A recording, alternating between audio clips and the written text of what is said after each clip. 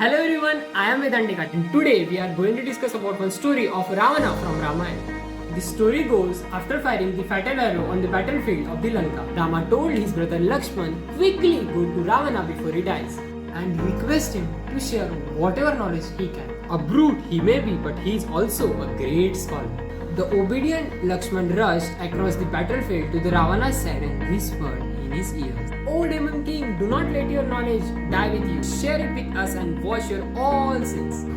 Ravana responded, simply turning away. An angry Lakshman went back to him. He is so arrogant and too proud to share anything.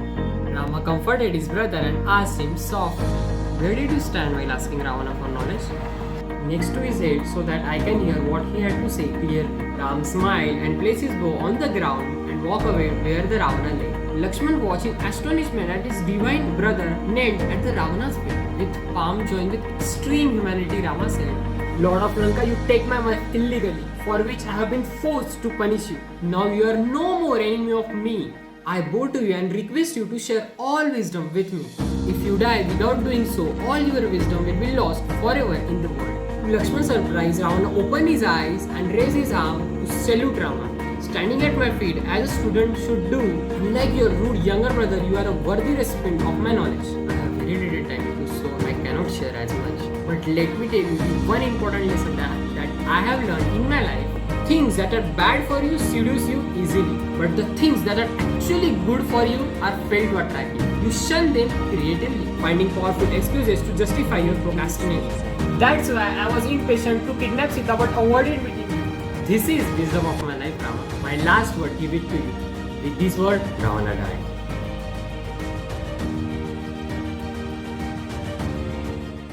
Ravan had 10 pairs of eyes, which means he can see more.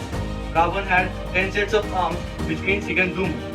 Ravan had 10 heads, which means he can think more. And yet, this man, with superior body and superior mind, submits to be the basest of the passion. Despite knowing the Vedas and worshipping Shiva, he remains a slave of his senses and a victim of his own ego.